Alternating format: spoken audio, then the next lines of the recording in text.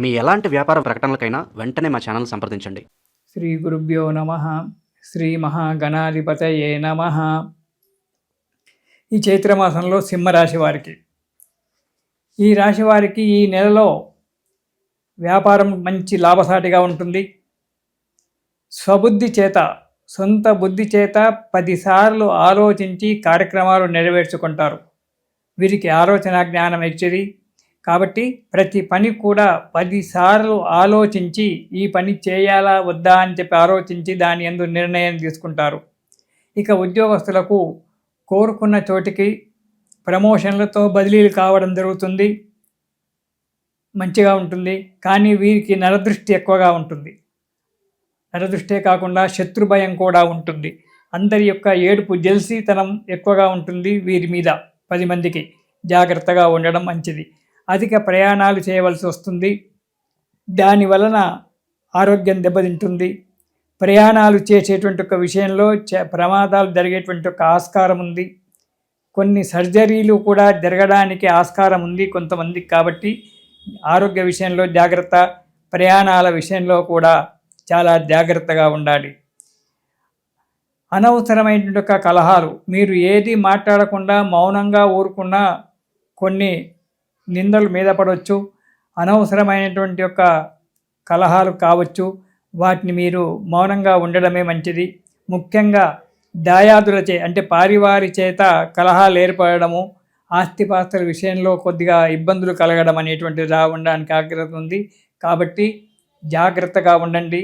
ప్రతి పనిని జాగ్రత్తగా ఆలోచించి నిదానంగా మాట్లాడుతూ 10 మంది చేత మెప్పించేటువంటి ఒక మాటలు మాట్లాడి అడుగు ముందుకెయ్యండి.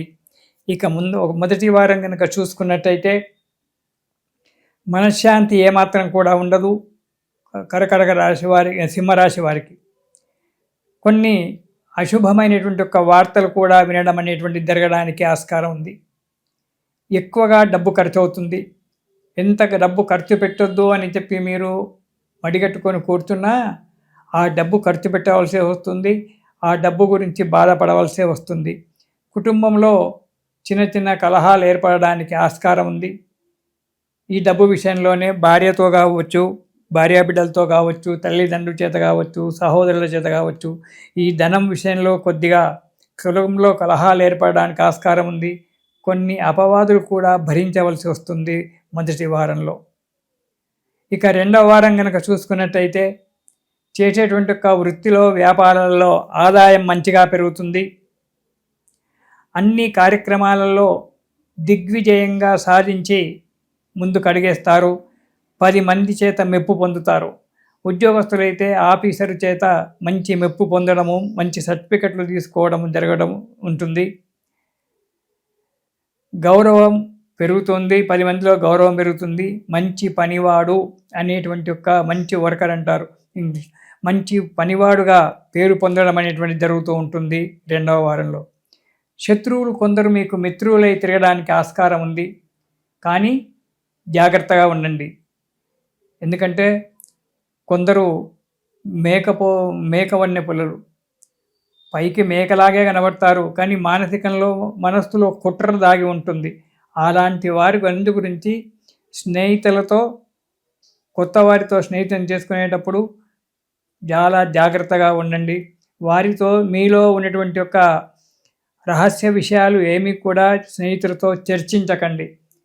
మీ భార్య ఉంది, మీ తల్లిదండ్రులు ఉన్నారు, వారితో చర్చించుకోండి. కానీ బయటి వ్యక్తులతో ఎంత మిత్రుడైనా మీకు సంబంధించినటువంటి ఒక రహస్య విషయాలు ఏవి కూడా చెప్పుకోకపోవడం ఈ నెలలో చాలా మంచిది. శత్రువుల వల్ల కొన్ని ఇబ్బందులు రావడానికి ఆస్కారం ఉంది రెండవ వారంలో. ఇక మూడవ వారం కనుక మనం చూసుకున్నట్టయితే ఆరోగ్యం బాగా కుదుటపడుతుంది. ఆలోచనలు ఒక కొలిక్కొస్తాయి. చేసేటువంటి ఒక పనులలో దిగ్విజయం అనేటువంటిది ఏర్పడుతూ ఉంటుంది. మన సాంప్రదాయాలకు కట్టుబడి ఉంటారు. ధర్మాన్ని కాపాడాలి అనేటువంటి ఒక ప్రయత్నం చేస్తారు. యత్న కార్య విజయం కూడా జరుగుతుంది. అంటే మీరు ఏ కార్యక్రమం అయితే పెట్టుకున్నారో ఆ కార్యక్రమం దిగ్విజయంగా నెరవేరడము అనేటువంటిది జరుగుతూ ఉంటుంది. శుభకార్యాలలో పాల్గొనడము, లేదా శుభకార్యాలు చేయడము కూడా ఈ 3వ వారంలో జరగడానికి ఆస్కారం ఉంది. కానీ ప్రతి విషయంలో జాగ్రత్తగా ఉండండి. మానసికమైన యొక్క ధైర్యాన్ని విడిపోకండి.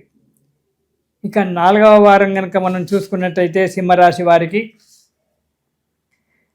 బంధుమిత్రులతో కావచ్చు, ఇరుగు పొరుగు వారితో కావచ్చు, కొన్ని కలహాలు ఏర్పడడానికి ఆస్కారం ఉంది. మీరు మాట్లాడేటప్పుడు జాగ్రత్తగా మాట్లాడండి. అనాలోచితమైనటువంటి ఒక మాటలు మాట్లాడుతూ ఉంటారు మీరు ఒక్కొక్కసారి. అలాంటి మాటలను కట్టిపెట్టండి. ఎదుటివారికి తగిన సమాధానం చెప్పి అక్కడికి ఊరుకోండి. అంతేగాని అధికంగా మాట్లాడకుండా ఉండడం చాలా మంచిది. అనారోగ్యం ఏర్పడుతుంది. లేనిపోని చిక్కులు రావడానికి ఆస్కారం ఉంది. ఆదాయం మంచిగానే ఉంటుంది. చేసేటువంటి వృత్తిలో వ్యాపారంలో ఆదాయం పెరుగుతూ ఉంది. కానీ మానసిక చింతన ఎప్పుడూ బాధ పెడుతూ ఉంటుంది. ఆదాయం మంచిగానే ఉంటుంది, సంతృప్తికరంగానే ఉంటుంది. చేసే పనిలో ఏవో చిన్న చిన్న ఆటంకాలు తప్ప కార్యక్రమాలు నెరవేరుతూ ఉంటాయి. కానీ మానసికమైనటువంటి ఒక చింతన ఎప్పుడు మిమ్మల్ని బాధ పెడుతూ ఉంటుంది. కాబట్టి ఆ చింతనలన్నీ పోవాలి అంటే, మనశ్శాంతి దొరకాలి అంటే, చేసే కార్యక్రమాలు నిర్విఘ్నంగా కొనసాగాలి అంటే మీరు ప్రతిరోజు శని స్తోత్రం పారాయణం చేయండి. ఆ శని భగవానుణ్ణి ప్రతిరోజు కూడా పారాయణం చేసి అతని యొక్క స్తోత్రాన్ని పారాయణం చేసినట్టయితే ఆ శని పెట్టేటువంటి యొక్క బాధలు తప్పిపోయి మీకు ఆరోగ్యంగా, అన్యోన్యంగా, అన్ని విధాలుగా మీకు మంచిగా ఉంటుంది. సంతోషంగా ఉంటారు. ఇది శుభం.